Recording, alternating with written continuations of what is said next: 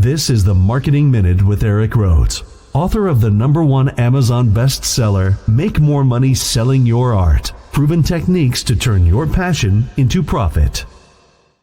Send your questions to me at Eric at Plein Air Magazine or Eric at artmarketing.com, wherever you want to send them.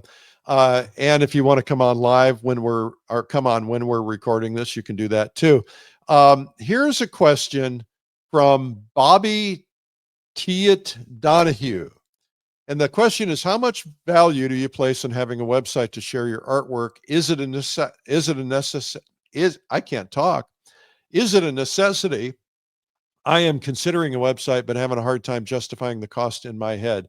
Well, I think there's a couple of things here. First off, I have a whole lot of feelings about websites. I think things are changing. I think websites are still very important, but I do think there's going to be a new breed of ways that artists are going to be found on the web. And I'm excited about that, but I can't talk much about what's going to be happening yet. But I think there's going to be some changes. But the bottom line is, if you have a website, it doesn't do you any good unless you have a strategy, an art marketing strategy to get people to visit your website. Because it's like, remember in the old days, they had a thing, it was a phone book, and, in Los Angeles, Los Angeles was 5 feet thick, 5 inches thick. And, it's like saying to somebody, hey, I'm in the phone book. Well, nobody's going to you've got to have somebody who's going to specifically seek you out. But if you're just hoping that somebody will randomly find you in the phone book, well, they might randomly find you in the yellow pages of the phone book. Remember those? But the idea is you want to drive people to your website. And so you have to be committed to marketing. You cannot expect the website to just deliver traffic. A lot of that has to do with what's called SEO strategy. And SEO is basically search engine optimization. So you want to be able to show up in Google search or in Bing or whoever you're using, DuckDuckGo. And so you've got to be putting things out there so that people can find you. Part of that means you've got to do fresh content on your website pretty much all the time, because if it's not been updated, they'll never push it to you. They're looking for updates every week. And so I go to artists, sometimes we're considering an artist for something we're going to do, a project we're going to do. I'll go to their website and, you'll find that old 1995 style website, or maybe 2000 style website says enter here. And you'll go in and everything has not been updated for 5 years. If you're going to have a website, update it. Otherwise, you're wasting your time and your money. So you've got to treat it like it's a precious commodity, and you have to update it. You have to market it. You have to promote it. Unless you're selling artwork and you think a website is going to sell artwork for you, I think it's pretty unlikely. Now, there are some people who specialize in websites for artists, or there's lots of other options out there. This stuff has become a commodity these days. It's a good idea to preserve what's called your URL, www.ericrhoads.com, that kind of a thing.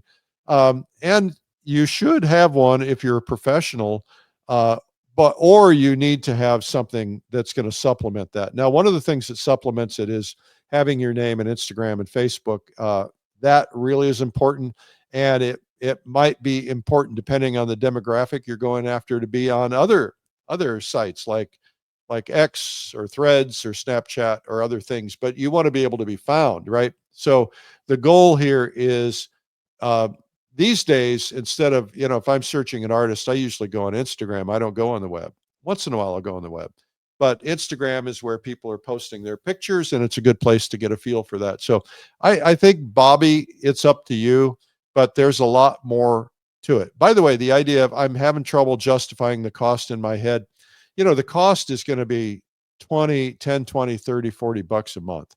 If you're not willing to spend that money to sell paintings, to get customers, you're never going to get customers. You have to be willing to spend money. The person who spends the most money, gets the most customers, ends up selling more than anybody else. It's like entering art competitions. You got to spend money to enter them.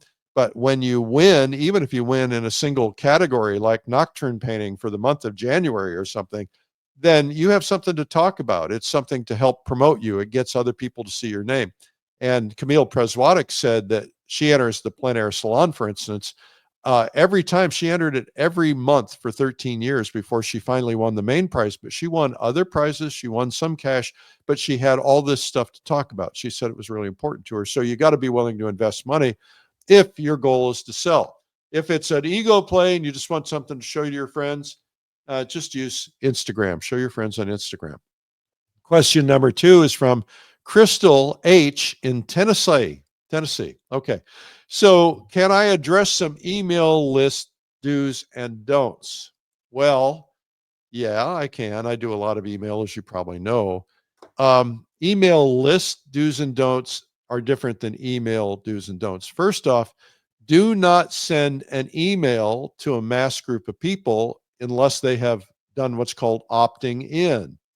If they have not opted in, that means they subscribed to something where you had a chance to give them a chance to subscribe, then it's technically illegal. Now, you can send anybody an email one-on-one, one at a time, but if you're doing a mass email list, then you have to have opt-ins. And sometimes people forget they opt-ins. And the second thing is you have to have a way they can easily opt out. They can get off your list immediately. That's really critical. You do not want to get investigated by the authorities, right, on something like that. And in terms of other things with your email list, you have to check deliverability. If an email is not being delivered, let's say that you send an email to me and I change my email address and I no longer have that old email address, if it shows up as undelivered, it actually hurts you. And so when you go to send it, first off, a lot of the email providers will not send it if you have a history of a bunch of stuff going out that's bad. They want you to have what's called a clean list. They want to have people that are opening emails. And so if people are not opening your emails, then it becomes less deliverable. Then Google isn't going to deliver it, or whomever, or the suppliers aren't going to deliver it. So there's a lot of stuff with that. So you got to keep your list fresh and up to date. Now, related to sending emails, in terms of do's and don'ts, make sure you're sending something that's of value that people want. Make sure that you've established trust. They know who you are and they know why you send them things. Make sure that they always have a chance to opt out. The key to email marketing is a strong subject line. That little tiny subject line, those 3, 4, 5, 6 words. If I pick up my phone and I look at the subject line on my phone, it's only showing about 4 words and then it cuts it off. If it's on my browser, it shows more words. Most people check their email on their phones, about 80%. So you need a subject line that's about 4 words long that is going to grab people's attention. You could be giving away $1 million inside your website. Nobody would ever visit it because they wouldn't know. So your subject line gets people to open it. Now, the next thing that's the most important thing, there's a lot of statistics on this.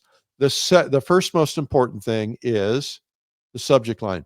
Do you know what the second most important thing is? The photograph.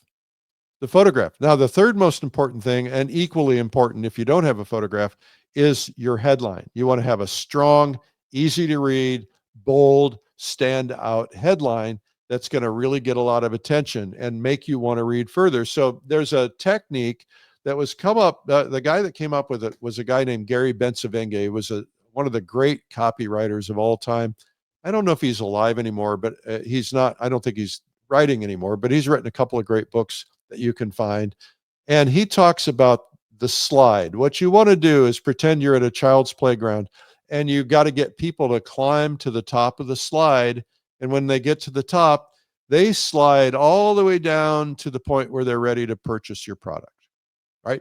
So the slide is a strong subject line. That's one rung in the ladder. A strong headline. That's another rung in the ladder. The next is a strong photo. The next is a strong first paragraph.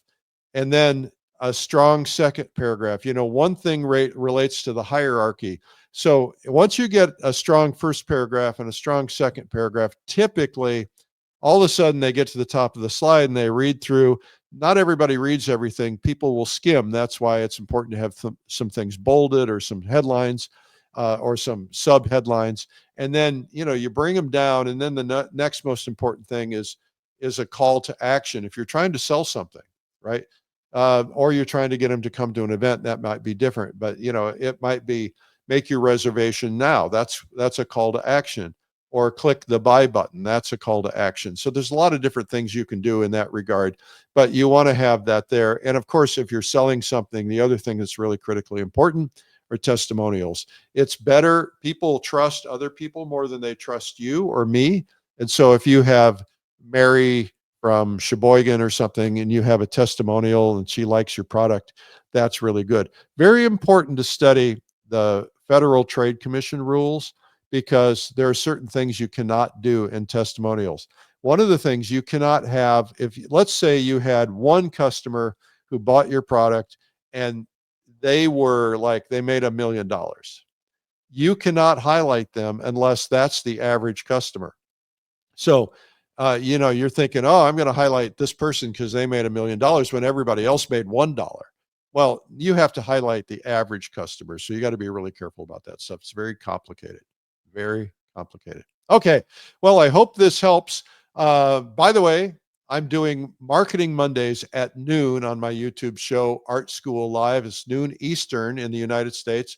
So just go to YouTube and subscribe to Art School Live. Feedback Fridays, Marketing Mondays, and in between, we've got lessons. We have a lot of people there live every day. We get as many as 300,000 views on a particular day. That's pretty cool.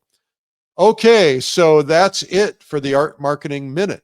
This has been the Marketing Minute with Eric Rhoads. You can learn more at artmarketing.com.